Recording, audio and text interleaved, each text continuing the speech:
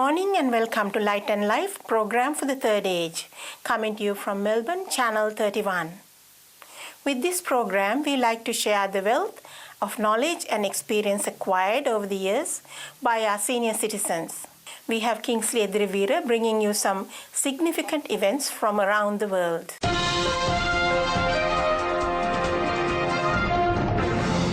The Sri Lankan presidential election will be held on January 8, 2015. Election Commissioner Mahinda Deshapriya made the announcement upon receiving the proclamation signed by President Mahinda Rajapaksa. He also made the statement that nominations for the presidential election will be received until December 8, 2014. The third reading of the 2015 budget was passed in Parliament with a majority of 95 votes. 152 members voted in favour, while 57 voted against. The United National Party, Tamil National Alliance, and Democratic National Alliance voted against the budget.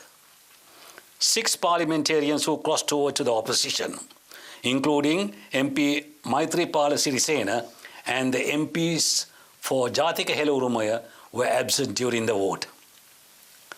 According to reports, a group of Sri Lankan Tamil refugees from a camp in southern India have been pooling money to buy a new boat, planning to illegally sail to Australia. The tip-off has brought all refugee camps in Tamil Nadu under tight surveillance. A powerful bomb weighing more than 7 kilograms has been recovered from a train in Assam state in the northeastern region of India. Several personnel on duty in the Intercity Express spotted a plastic bag covered with a towel with wires sticking out. They immediately informed the station master and the train was stopped. The passengers were asked to disembark. Senior police, civil and railway officials, along with a dog squad of the Assam police, rushed to the spot and removed the bomb. A team of bomb experts then arrived to defuse the bomb. A senior state BJP leader has been shot in Bihar's Siwan district, triggering violent protests by his supporters. He was killed by unidentified men when he was returning from a wedding ceremony. It has been reported that hundreds of supporters of the murdered leader, mostly BJP local leaders and workers, blocked roads and burnt tires. Tension prevailed in the area, but the situation was brought under control as additional security forces were deployed. A press report states that 4 men have been sentenced to death in Pakistan for the murder of a pregnant woman, bludgeoned to death in the center of the country's second largest city for marrying against her family's wishes. A mob of more than 24 attackers, among them numerous relatives, including the victim's father and brother, is reported to have battered the woman to death with bricks outside the High Court in the eastern city of Lahore in May. So-called honor killings are commonplace in Pakistan, but the brutal and brazen nature of the woman's killing meant the case made headlines around the world. An official has said that the Pakistani Prime Minister Nawaz Sharif will bring his own car to a regional meeting in Nepal, turning down an offer to borrow a bulletproof limousine lent by India. Pakistan will transport Prime Minister Sharif's car hundreds of miles to Nepal's capital in the foothills of the Himalayas. Leaders from 8 nations meet for 2 days from November 26th for the South Asian Association for Regional Cooperation. Bangladesh Tourist Board has told the National News Agency that a letter was sent to the Home Ministry for easing the visa system. The proposal is for issuing of electronic visas to foreigners. According to an official, the current visa procedure is a major challenge for the country in attracting tourists. That is the end of the World Roundup of News.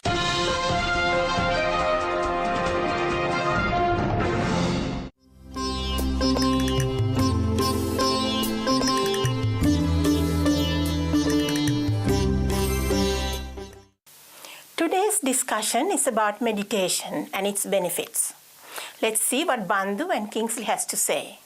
Kingsley, in this month's publication of the Scientific American, they have published an article on neuroscience of meditation. Doesn't that mean that the Western world is taking a keen interest in contemplative sciences like meditation?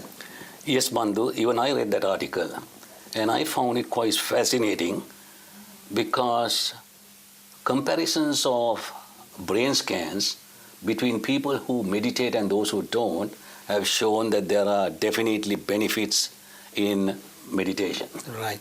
Kingsley, this study was done by 3 experts, 2 scientists and an experienced meditation practitioner. So basically, can you elaborate on that? So the thing is that coinciding with the discovery of the benefits of meditation, Bandhu, neuroscientific findings have shown that the adult brain can still be transformed through experience. And what they say is that it does not change the surrounding environment of the brain, but through meditation that it can enrich the brain and which can have positive benefits on the mind and body. That's right. I mean, even in this study, in this particular report, it says that the volume of the brain has increased in certain parts where the meditation has generally activated. Yes, and the fascinating part is that they say that through meditation that you can rewire the brain circuits to the be neurons. To be more useful, you know. Kingsley, in this article, they're talking about 3 types of meditation. One is focused attention, the second is mindfulness, and the third is compassion or loving kindness meditation.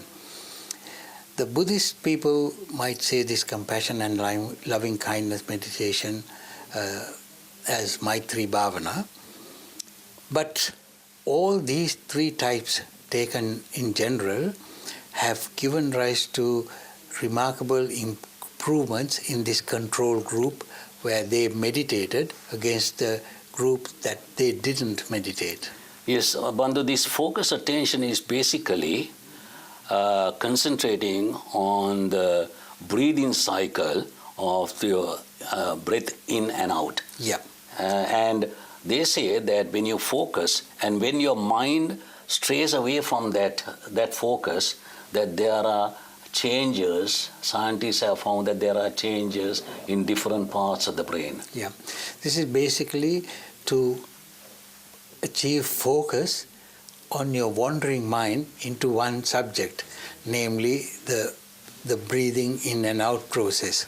Bandhu, does that mean that you can actually develop and enhance the power of concentration, which can help you in your studies and various other things? Absolutely. That's what they have found after this study, that the people who meditated, practiced this focused attention, are more vigilant to events happening around them. So, which means that can give rise to some benefits in your day-to-day life. And what about the second type? Second type is what they call open-minded meditation. That's mindfulness. Yes, that's mindfulness. Where that's you keep all your senses open to the signals coming from outside, like eyes, ears, your senses, bodily senses. Everything is open. So you receive the signals, but you try to live in the present moment and not contemplate on what the signal you received. Mm-hmm. You do not reflect on this. So actually, you are aware of what's happening, you take it in, but you don't let your emotions spiral out of control and cause any distress. That's right. That's the sort of basic idea about it. And the third type? Third type is loving kindness, which is you practice a benevolence or empathy towards others. That is with a friend or enemy. Friend or enemy. Now, in Buddhist parlance, it's called Maitri Bhavana. You say, may good happen to you as well as the others, the close relatives, and everybody else. Now, by practicing that, you develop a sense of empathy, and also you train yourself to deal with all sorts of situations and also helping others. You know, Bandhu, for some time I have been wondering why when people practice meditation, they sit in a certain way.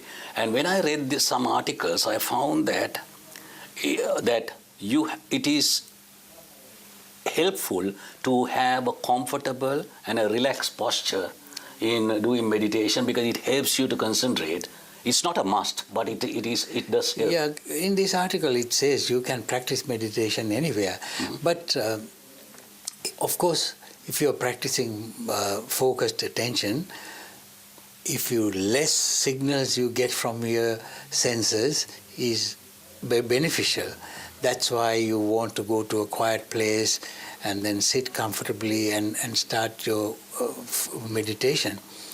Of course, that definitely helps. You know, Bandhu, to be totally honest, I know I have read about and I have heard about meditation, but I haven't personally practiced it. But I know a lot of friends who do practice, and it'll be interesting to get their view, their experience, and to see how they manage and what the benefits they have gained. Absolutely, because I've heard that those who have practiced meditation, they've learned how to cope with day-to-day situations better. They have learned to cope with daily irritants, and actually they have also said that, all the stressful situations, by doing a bit of meditation, they have developed a method to ease those stresses. Yes, so Bandhu, why don't we ask people out there, our friends out there, to let us know their experience, because we can always learn by that. I think what we can do is we can bring in some experts who have been practicing meditation in future to explain the nitty-gritty and That's good. The real methods and techniques. That's good. That's an interesting subject, Bandhu. Thanks. Okay.